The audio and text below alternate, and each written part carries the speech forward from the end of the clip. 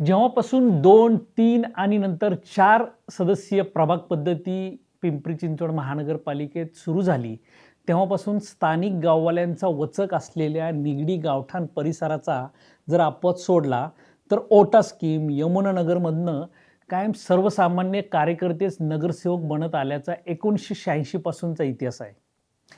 निगडी गावठाण, सेक्टर 22 ओटा स्कीम, यमुनानगर, साईनाथ नगर, माता अमृतानंदमयी मठ परिसर आणि कृष्ण मंदिर परिसराचा समावेश या प्रभाग क्रमांक 13 मध्ये होतो.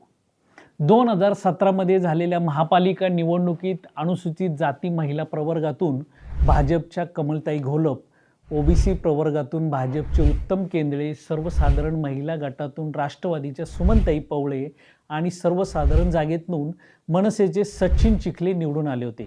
मनसे पक्षाचे शहराध्यक्ष असलेले सचिन चिखले हे संपूर्ण शहरातून अवघे एकटेच या प्रभागातून निवडून आले होते.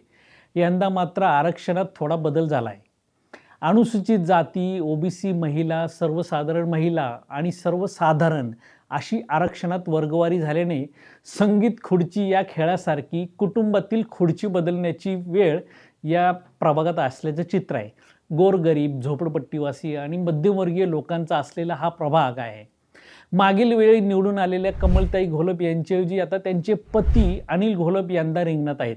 तर माजी नगरसेवक तानाजी खाडे यांनी पुन्हा मैदान मारण्यासाठी आखाड्यात उडी घेतली. मागील वेळी ते स्वतः खुल्या गटातून व त्यांची भाऊजाई सुषमा खाडे यांनी निवडणूक लढवली होती. ओबीसी प्रवर्गातून मागील वेळेस नगरसेवक झालेल्या उत्तम केंद्रे यांनी यंदा खुल्या जागेतून निवडणूक लढवण्याचा निर्णय घेऊन टाकला आहे. मनसेचे सचिन चिखले व त्यांच्या पत्नी अश्विनी चिखले हे दोघेही पती पत्नी निवडणूक लढवण्याच्या आता तयारीत आहे. मात्र जर महाविकास आघाडीमध्ये युती झालीच तर 2 पैकी 1 चिखले रिंगणात असणार आहेत हे नक्की आहे. शिवसेनेच्या वतीने माजी नगरसेविका सुलभा ओबाळे यांनी मागील वेळी थोडक्यात उगलेला त्यांचा पराभव भरून काढण्याची आता तयारी केली. माजी नगरसेवक शशिकांत गवळी यांच्या सुनबाई अनु गवळी यांनी शिवसेनेतर्फे मागील निवडणूक लढवली होती. यंदा खुद्द शशिकांत गवळीच रिंगणात उतरण्याच्या तयारीत लागलेत.